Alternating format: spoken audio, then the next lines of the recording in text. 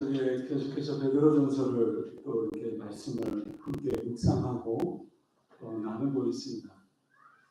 오늘 본문이 목요일 본문인데요.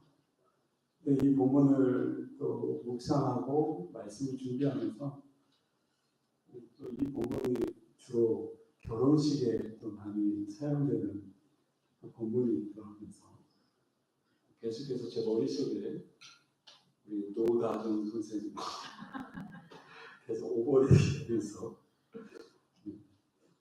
남편들아 아내들아 계속 이렇게 떠오르는 거예요. 뭐 어찌됐든 또 그렇게 떠오르는 가운데 우리 사랑하는 우리 김보영 자매도 떠오르고 제 자신도 떠오르고 이 말씀을 분명히 또 이렇게 함께 또 전해야 되는데 우리 보영 자매가 또 너나 잘하세요 그러시니까 그런 두렵고 떨리는 마음으로 말씀을 또 깊이 묵상하게 되었습니다. 초대 그 전승에 의하면 사도 베드로가 AD 64년경에 로마에서 네로 황제에 의해서 거꾸로 십자가에 매달려서 처형을 당하게 되죠. 당시 로마에는 네로 황제의 그 박해가 엄청 심했습니다. 근데 이 박해가 이 시기가 고난이 오기 전에 사도 베드로는 어느 정도 이렇게 올 것이다라는 것을 피부로 느끼고 있었죠. 그래서 베드로가 로마에서 흩어져 있는 그리스도인들을 위해서 또 그들을 또 고난 가운데서 또 이겨내기 위해서 위로하기 위해서 권면하며 쓴 편지가 베드로전서다. 그래서 베드로전서 1장 1절에 보면 본도, 갈라디아, 갑바도기아, 아시아, 비두니아 뭐 이렇게 흩어져 있는 나그네에게 편지하노니. 그러니까 지금 오늘의 그 터키 땅이죠. 터키 북쪽으로 또 그 흩어져 있는 유대인 나그네들에게 이 편지를 또 쓰는 것을 또 보게 됩니다. 나그네. 우리의 인생도 어쩌면 나그네 같은 인생이지 않습니까? 요즘 문득문득 또 그런 생각을 또 참 많이 합니다.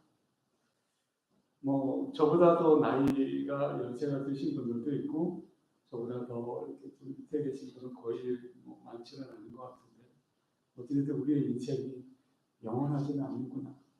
꽃이 시들듯이 또 언젠가는 하나님이 부르실 테고 우리의 육신은 또 썩어져서 흙으로 돌아갈 테고 또 그 고난과 그 아픔이 멀지 않아 나에게도 올 수 있겠구나 하는 그런 생각을 해보니까 우리의 인생이 적어도 나그네와 같은 인생이지 않을까.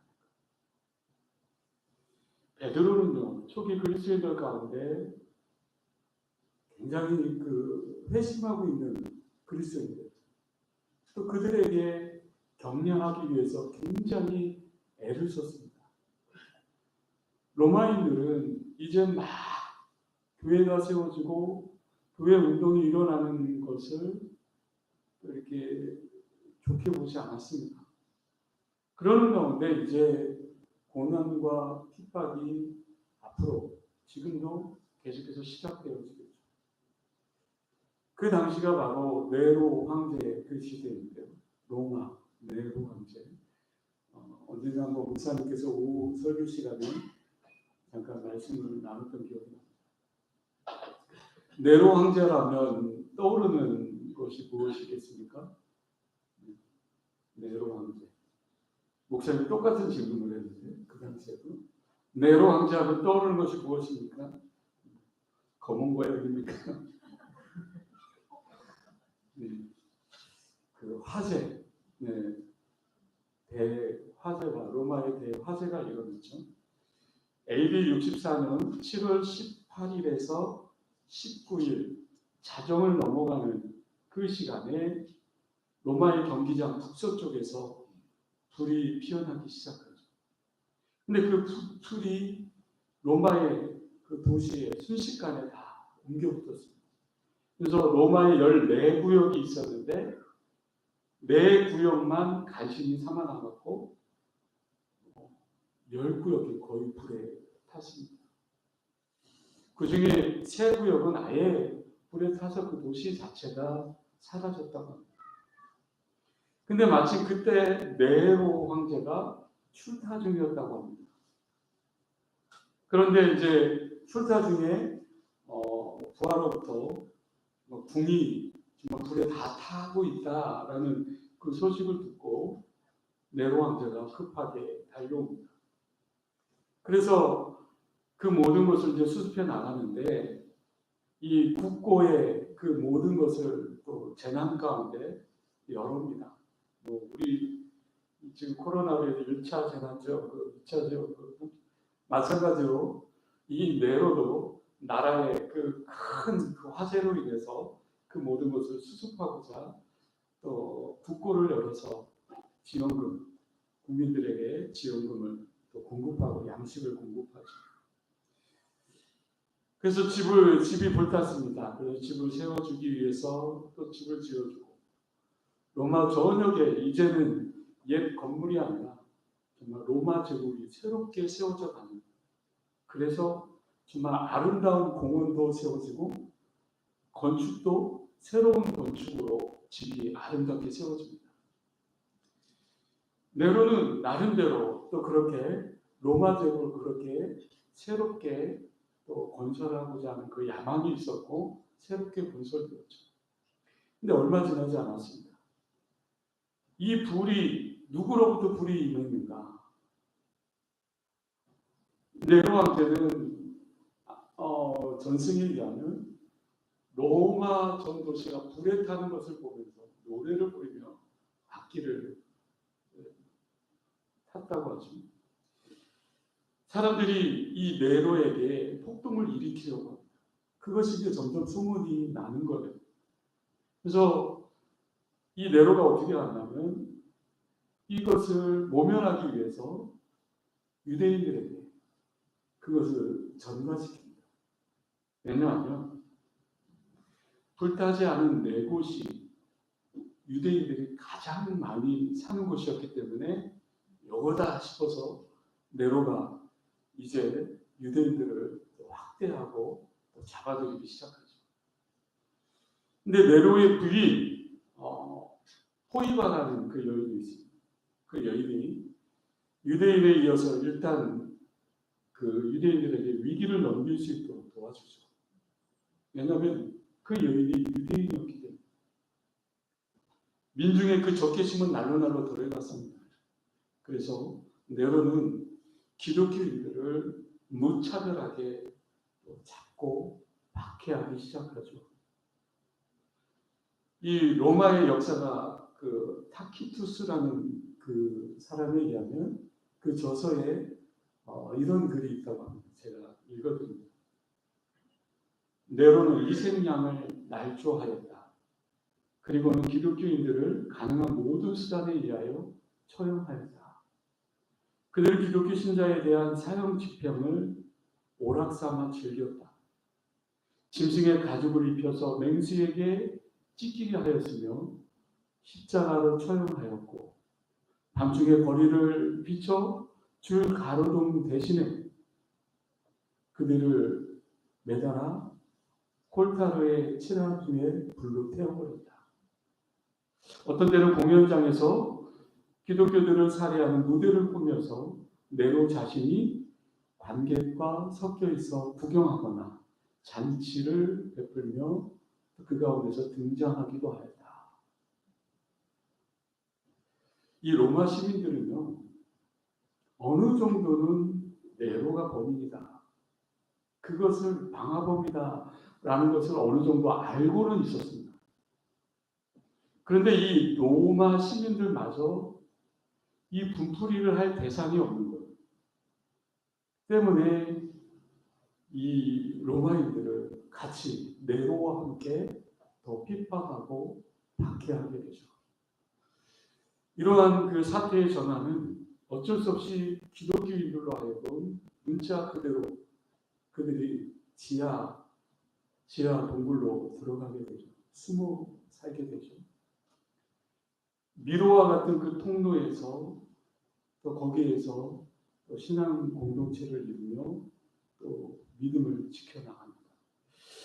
저도 그 성지순례 가서 이렇게 들어가 봤는데 정말 혼자 들어가면 빠져나올 수 없을 정도로 미로와 같은 그 동굴이었어요.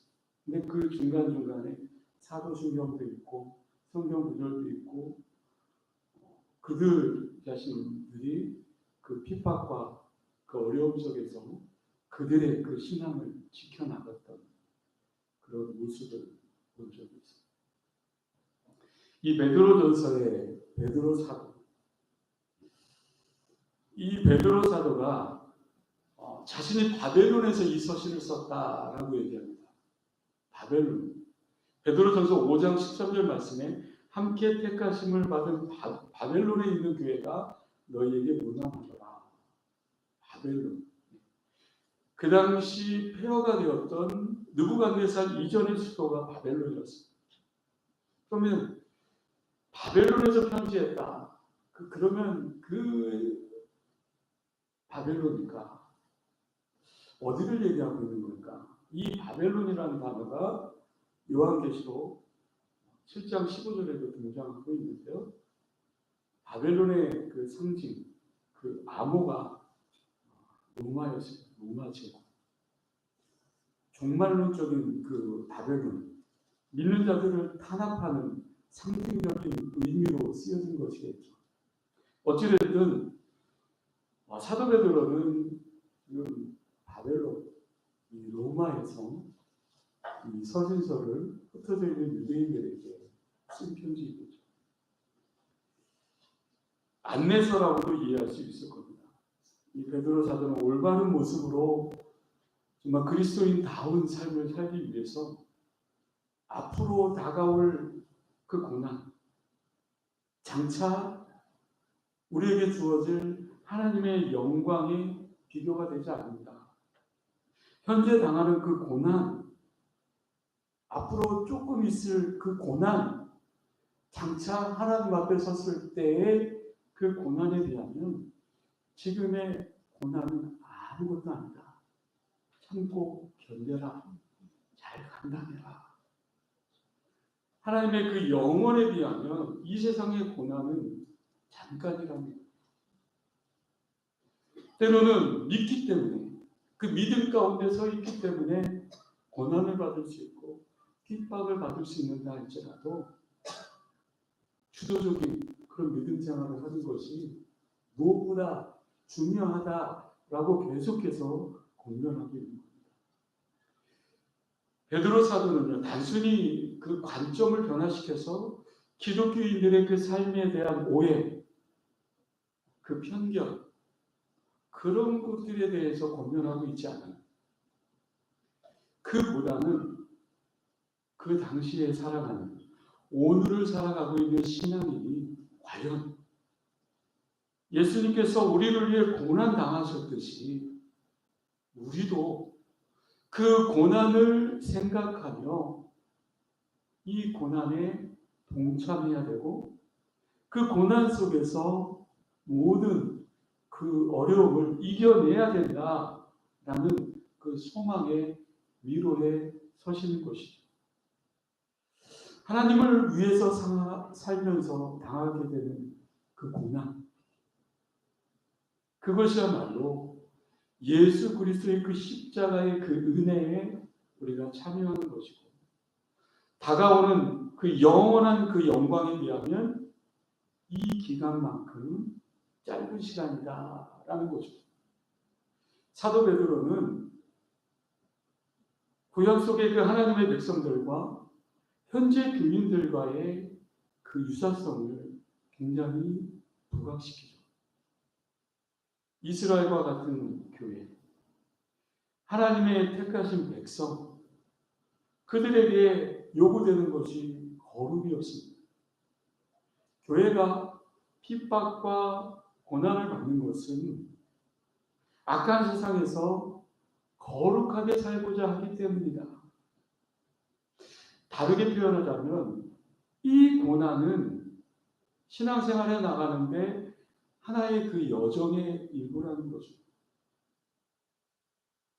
베드로전서의 그 수신자들, 그 모든 것들을 경험했던 그들의 그 삶은 구약과 신약, 오늘도 차를 마시면서 내년도에 1도 하겠습니다. 네, 2도, 나는 2도, 네, 나는 3도. 네.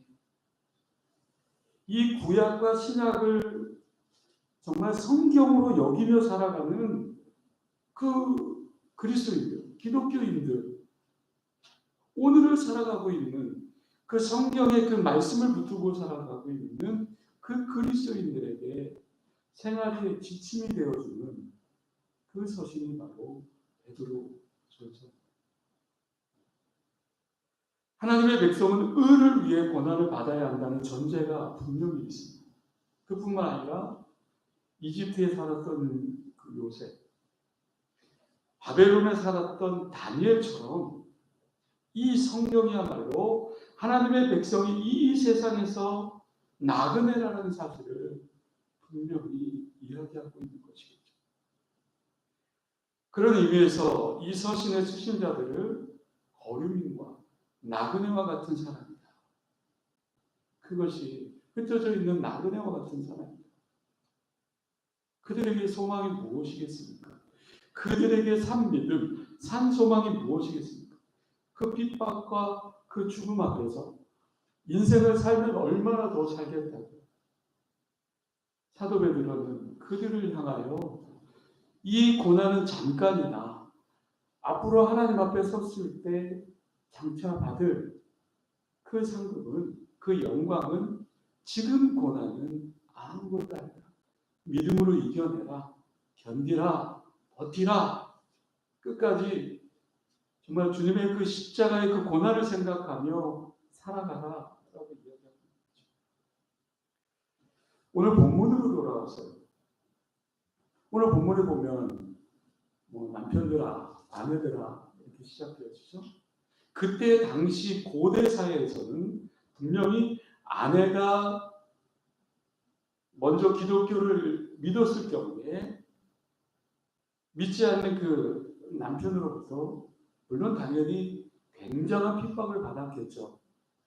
로마 황제로부터 받는 핍박일 뿐만 아니라 그들은 흩어져 살았기 때문에 로마인과도 같이 살 수 있었고 또 같은 유대인끼리도 살 수 있었습니다. 그러나 먼저 믿었던 아내가 믿지 않는 그 남편을 만나게 되었을 때 그때 받는 그 핍박, 그때에 그리스도인으로서 어떤 생활의 지침을 가져야 될 것인가. 베드로는요 분명히 말하고 있습니다. 믿는 아내들이 믿지 않는 남편들과 종교적인 여러 가지 이유 때문에 불화하거나 가정의 질서가 파괴되는 것을 절대로 원하지 않았다는 거죠. 오히려 아내들에게 단정히 행하고 선한 행실을 통해서 불신 남편에게 기독교의 그릇된 그 편견을 없앨 수 있도록 복음을 받아들일 수 있는 계기가 되어줄 수 있도록 선한 행실로 모범이 되어라 라고 아내들에게 말하고 있는 것입니다. 오늘 본문은 크게 두 부분으로 나눠집니다. 1절부터 7절까지 그리고 8절부터 12절까지 1절부터 7절까지 내용을 보면요 남편과 아내의 관계를 말하고 있습니다. 아내는 남편에게 복종하라, 순종하라. 화려한 외모가 아니라 인격과 순종으로 단장하는 여인이 되어라. 불신 남편이 죽게 돌아와서 구원을 받을 만큼 순종해라.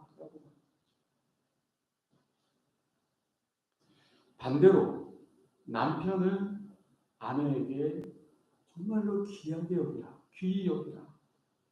하나님을 대하듯이 귀하게 여기라.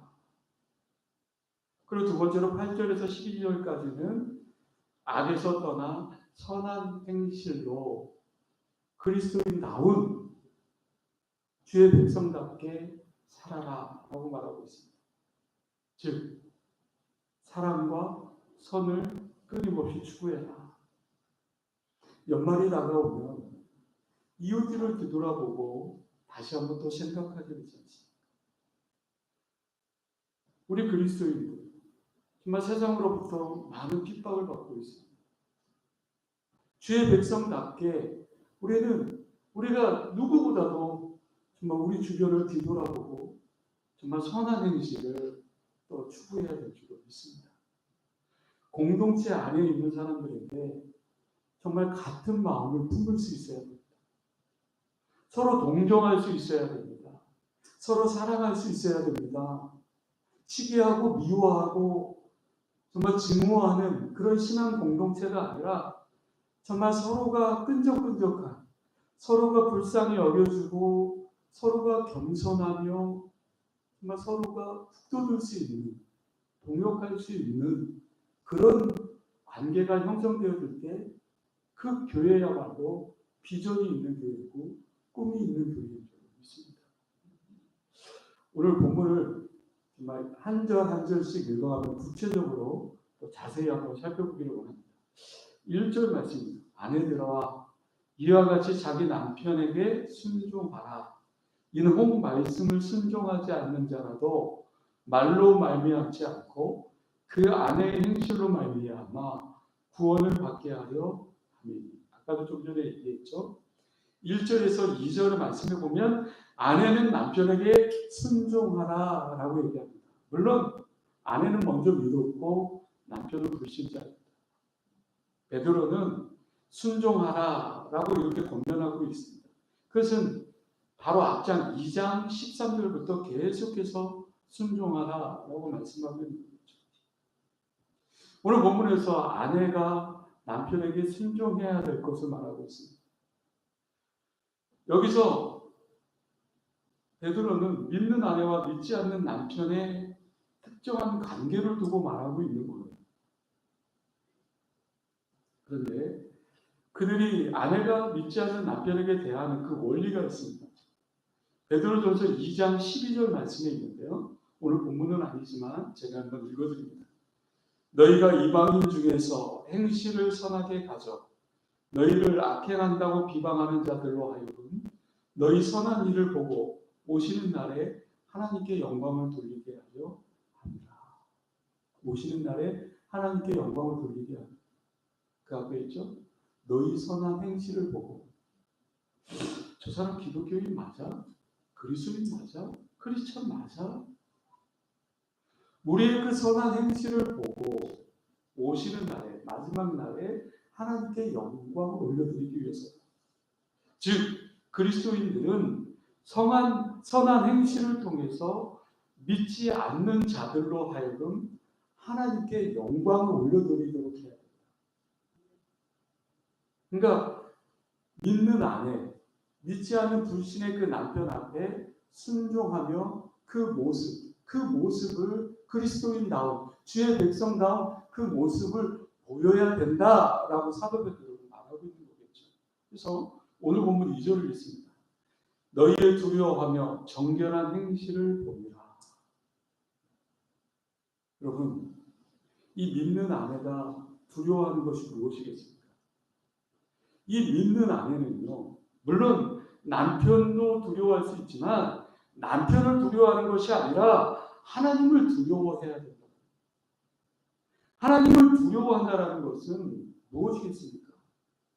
내가 하나님 앞에 정말 두렵지 않은 그 인생이 된다라고 하면은 어떤 거짓이나 정말 의식 없이 그렇게 행하는 그런 모습이 아니라 하나님이 살아계시고 하나님이 나를 바라보고 계시다라는 하나님을 두려워하는 진실함, 정결함이 그에게 나타내야 된다는 그리스도의 향기가 품어져 나와야 된다는 거죠. 그럴 때 불신자인 남편도 이러한 아내의 행실을 보고 하나님께 함께 영광을 올려드릴 수 있다라고 사도 바울은 이야기하고 있는 겁니다. 계속해서 오늘 본문 3절 4절에 보면 아내는 인격의 성숙에 힘쓰라 라고 얘기해요. 인격의 성숙에 힘쓰라. 본문 3절을 볼까요? 너희의 단장은 머리를 꾸미고 금을 차고 아름다운 옷을 입는 외모로 하지 말고. 예전 교회 권사님이 그 아들이 결혼을 해가지고 며느리가 신혼여행을 갔다 오고 그런 다음에 가방을 하나 이렇게 선물을 받았나 봐요. 저희 아내가 가방에 그 마크를 보니까 심상치 않은 거예요. 샤넬. 1, 2푼 하는 그 가방이 아니라 목사님이 얘기했던 샤넬. 근데 그 자전거에 이 권사님이 똘똘 말아가지고 자전거 타고 교회로 오는 거예요. 우리 아내가 얼마나 놀랬겠어요. 권사님, 이 가방은요, 그냥 막 다뤄서는 안 돼요. 정말 귀하게 살살 다뤄야 돼요. 근데 이 권사님은 잘 모르는. 근데 가만히 생각해 보십시오. 명품을 거쳤다고 내가 명품이 되어지겠습니까? 오늘 본문에 보면 아내의 단정에 대해서 얘기를 합니다. 물론 겉으로 드러나는 그 모습, 꾸미는 거 아름답습니다. 귀합니다. 그 고대 사회, 그 로마 시대에 치장하고 화려하게 막 꾸미고 이런 것이 그들의 문화였습니다. 금을 달고 다니는 거, 아름다운 옷을 입는 거 중요합니다. 그런데 거기에만 집중하지 말아라. 아내들아, 외모에, 외적인 것에 집중하지 말아라. 그러면서 이 4절은 3절과 대조적인 말씀입니다. 오직 마음에 숨은 사람을 온유하고 인정한 심령에 썩지 아니할 것을 알아. 이는 하나님 앞에 값질 것입니다. 마음속에 숨은 사람, 마음속에 숨은 사람. 3절에 나와 있는 이 외적인 것과 대조적인 것. 다시 말해서 베드로 사도가 말하는 것은 사람에게 보이기 위해서 외적으로 치닫는 것보다 하나님 앞에 마음을 단정히 해야 된다. 그것을 불신자인 남편이 보게 된다. 5절에서 6절은요. 하나님을 소망했던 거룩한 여인들이 자신을 단장한 그 모습을 소개합니다. 5절에서 6절 말씀 제가 읽어드립니다. 전에 하나님께 소망을 두었던 거룩한 분녀들도 이와 같이 자기 남편에게 순종함으로 자기를 단정하였나니 사라가 아브라함을 주라 칭하여 순종한 것 같이 너희는 선을 행하고 아무 두려운 일에도 놀라지 아니하면 그의 딸이 된 것입니다. 그 단장의 그 핵심이 뭐겠습니까?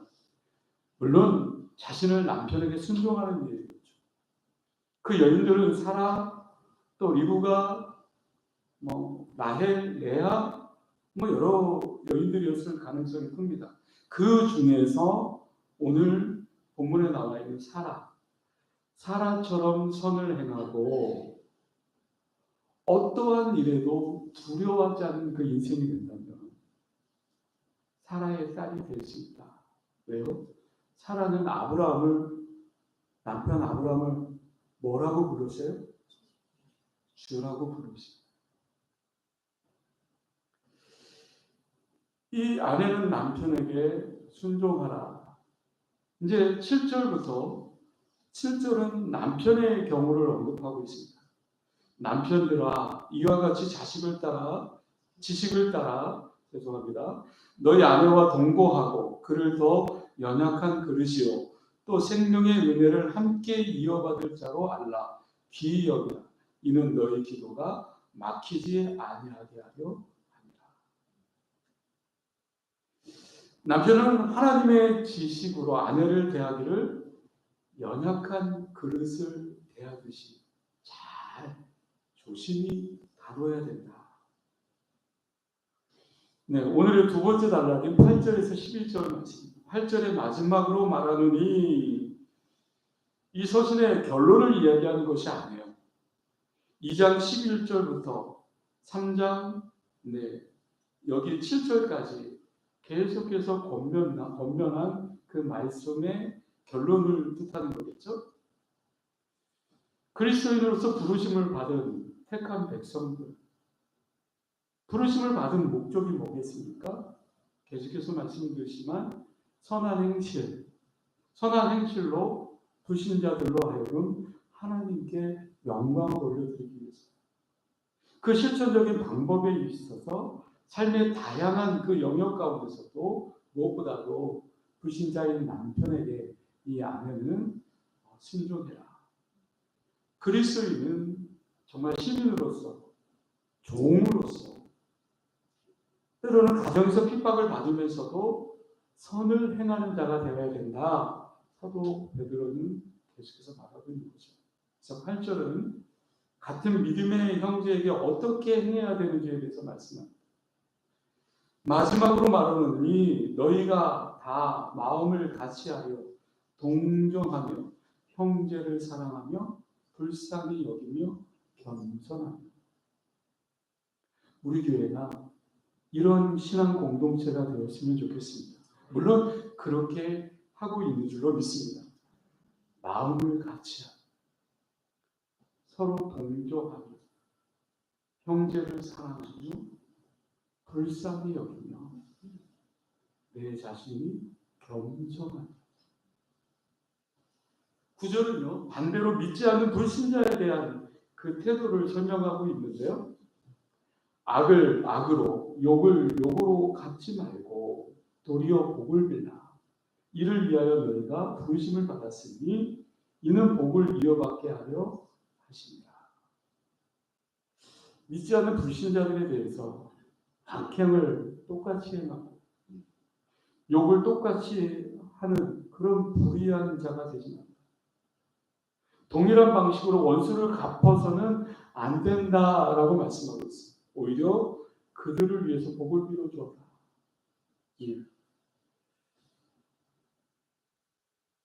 10절을 볼까요? 생명을 사랑하고 좋은 날 보기를 원하는 자는, 종말론적 구원을 기다리는 그리스도인을 가리키는 거겠죠. 11절로 악에서 떠나 선을 행하고 화평을 구하며 그것을 따르라. 하나님은 이처럼 선을 행하는 자에게 구원을 베풀어 주신다. 악을 행하는 자에게는 심판이 있는 것이다. 마지막으로 12절이요. 주의 눈은 의인을 향하시고 그의 귀는 의인의 간구에 기울이시되 주의 얼굴은 악행하는 자들을 대하십니다. 하나님의 눈은 선행하는 자들에게 그 시선이 주목되어진다. 하나님의 귀는 의로운 자들의 그 간구에 귀를 기울이고 있다. 그러나 악을 행하는 자에게는 진노의 눈으로 바라보고 계시다. 오늘 말씀을 통해서 우리가 적용해야 될 부분이 있다면 저는 두 가지를 또 말씀드리고 말씀을 맺을까 합니다. 첫 번째는 주님의 백성답게 단장해야 된다는 거죠. 주님의 백성답게 우리가 단장해야 된다. 우리의 단장, 겉으로 보여지는 외모도 중요하지만 우리의 그 외모에 멈춰서는 안 될 것입니다. 사람들의 눈에 어떻게 보일지에 대해서만 그렇게 신경을 쓰고 살아가는 크리스찬이 아닙니다. 정작 하나님의 눈에 어떻게 보일지에 대해서 때로 이것을 우리가 놓치고 살아가고 있지는 않은지. 특별히 오늘 본문에서 세상의 여인들처럼 정말 사치스럽고 외적인 그런 것에 꾸미며 관심을 두기보다는 내 내면, 내 속사람을 단정히 하고 불신자인 그 남편에게 정말 내면적인 그런 모습으로 비춰져야 된다. 아름다운 모습으로 비춰져야 된다. 우리가 외모가 그리고 우리가 이 내면이 하나님을 정말 드러내는 도구가 되어질 수 있다는 그 사실을 꼭 기억해야 될 것입니다. 우리의 그 모습을 통해서 또 가정에서든 직장에서든 사회에서든 우리의 모습을 통해서 믿지 않는 사람들에게 어떻게 비춰질지에 대해서 정말 다시 한번 크리스마스가 오기 전에 정말 한 주간 내 자신에게 한번 물어보고 또 고민할 수 있는 한 주가 될 수 있길 바랍니다. 마지막 두 번째로요. 주님의 백성답게 서로 아껴야 된다는 것이죠. 아내는 남편을 또 생명의 은혜를 함께 이어받을 자로 알고 귀하게 여겨야 됩니다. 무시하고 정말 함부로 대해서는 안 될 겁니다. 정말 신중히 대하고 아껴야 됩니다. 남편은 또한 아내에게 나보다 약하다고 해서 정말 액세서리처럼 여기고 자신을 시중드는 그런 존재로 여기서는 절대로 안 될 겁니다. 오히려 연약하기 때문에 즐거울 것 같은 여인이기 때문에 더욱 아껴야 될 것이고 또 그렇게 보호와 배려가 필요할 줄로 믿습니다. 우리는 연약한 그릇입니다. 우리는 늘 부족합니다.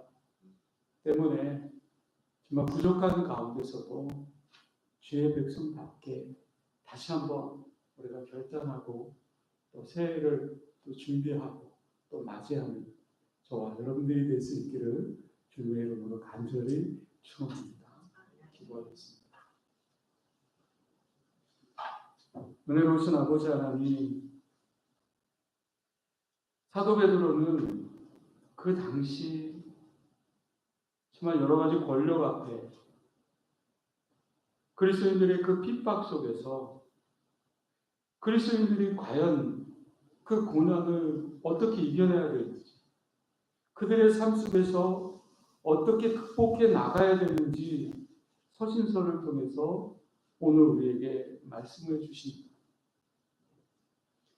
우리가 그리스도인이라고 말하고 있지만 정작 세상에 나아가 신앙 공동체 안에서 내 모습이 정말 선한 행실로 아름답게 비춰주고 있는지 내 자신을 다시 한번 뒤돌아봅니다.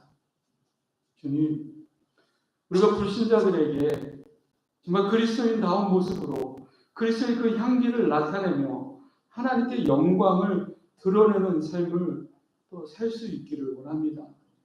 나의 삶이 정말 나의 모습이 믿지 않는 사람들에게 그릇된 모습으로 비춰지지 않기를 원합니다. 아내는 남편에게, 남편은 아내에게 존중하고 서로 아끼고 사랑하는 그리스도 안에서 풍성한 그 영광을 누리며 살아갈 수 있는 저희들 모두가 되어줄 수 있도록 주님 도와주시옵소서. 한 해가 저물어 갑니다. 정말 새해를 해야 하는 이 시기에 정말 우리의 그릇된 모습들 정말 제거하게 하여 주시고 다시금 새롭게 정말 그리스도인다운 모습으로 정결케 하여 주시고 기쁨으로 주님을 맞이하는 성탄 되어줄 수 있도록 주님 도와주시옵소서. 감사드리오며 예수님의 이름으로 기도드리옵나이다. 아멘. 네, 교회 소식은 주보를 참고하시고요. 광고 하나만 더 하겠습니다. 네, 오늘 예배를 마친 후에 당회원들은 우리 당회실에서 목사님실에서 당회를 또 하게 됩니다.